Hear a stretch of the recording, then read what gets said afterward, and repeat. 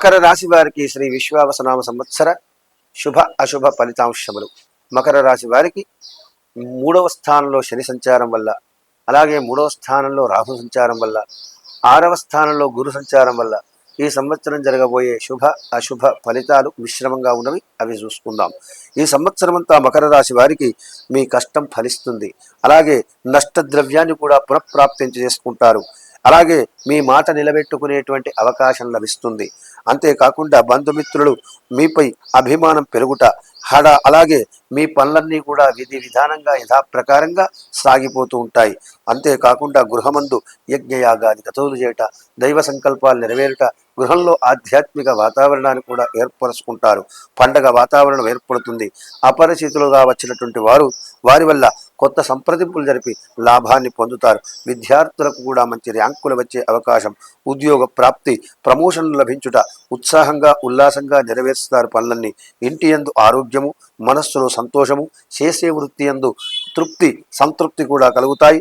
కొన్ని విఫలమైన మరికొన్ని ప్రయత్నాల వల్ల మీరంతా కూడా ఏర్పరచుకున్నటువంటి సంబంధాల వల్ల లాభాలు పొందుతారు. వ్యవసాయంలో కొంత నష్టం సంభవించినా మొదట్లో, తర్వాత విజయవంతమైనటువంటి వ్యవసాయ లాభాల్ని కూడా చూస్తూ ఉంటారు. తర్వాత ఉపయుక్తమైనటువంటి ప్రయాణాలు చేస్తారు. తలపెట్టిన పనులకు అనేకమైనటువంటి అలవోకమైనటువంటి ప్రయోజనాలు కూడా నెరవేరుస్తారు. అంతేకాకుండా మీ ద్వారా కొత్త కొత్త పరిచయాలు ఏర్పడం కాకుండా ముగిసిపోయిన తగాదాలన్నీ కూడా పరిష్కార మార్గం చూపడం వల్ల భూ క్రయ విక్రయాల యందు మీకు లాభాలు చేకూరి గృహ నిర్మాణ ప్రాప్తి, ఇంటిలో శుభ కార్యం చేసేటువంటి ప్రాప్తి కూడా కలుగుతుంది.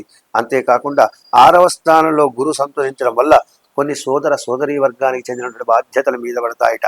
అలాగే సంఘమందు గౌరవము స్థానపరుచుకుంటారట. శత్రువృద్ధి పెరుగుతుంది. అనేక విషయాల్లో జోక్యం చేసుకోకూడదు. మధ్యవర్తిత్వం చేయకండి.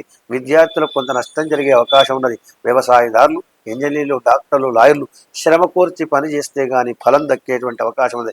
రాజకీయ నాయకులకు ఈ ప్రథమార్థమంతా విజయంగా గడిచిన ద్వితీయార్థమంతా ఆ గురు సంచారం వల్ల జయ అపజయాల మిశ్రమ ఫలితాలు కూడా చూస్తారు. ఈ గురు సంబంధమైనటువంటి స్తోత్రం కానీ, రావి చెట్టు ప్రదక్షిణ వల్ల కానీ, గురువు గ్రహానికి జపం చేయడం వల్ల కానీ, రామరక్షా స్తోత్రం వల్ల కానీ మకర రాశి వారు గురువు యొక్క సంపూర్ణమైన శుభ ఫలాన్ని కూడా పొందవచ్చునని చెప్పి కోరుకుంటున్నాం. ఇదంతా మకర రాశి యొక్క ఫలితాంశములు.